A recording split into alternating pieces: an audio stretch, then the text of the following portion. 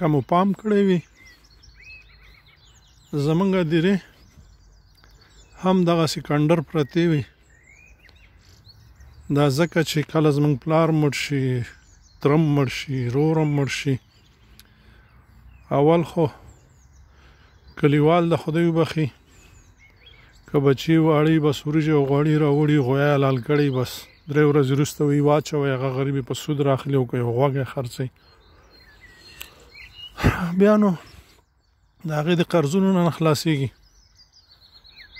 بیا سره 2 ورونه په جنګ چې د پلار په خیرات کې دومره خرچ کړي واچوه یو غریبي یو څه لري دواړه غریبانې نو بیا هم پلار قبر ته زړه هم نشي چې ګر شاپېره ګلونه ترې وکرو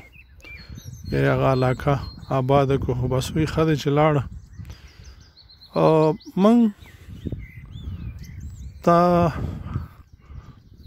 مشرانو یا خپله یا ملایانو دا نور دینونه داسې باباو معرفي کړي دي چې بس دوی داسې دي دوی داسې دي تاسې باور کوئ موږ یې ګورو دلته کلونه کلونه چې دوی د خپل مړي قبر ته راځي ګر چاپېره ته ګلونه کري هر اختر برات کې راځي د دوی چې کومې ښې ورځې دي که نه یې میاشتې کې یو ځل ورته راځي ګوري چې قبر خو خراب شوی نه دی چې راځي ګل ورته راوړي بوټی ورته راوړي په پسرلي کې یا پلو دې پلو ته ګلان کري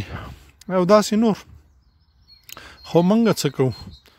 ورځو قبر ما په خپلې هدیرې کې لیدلي دي قبر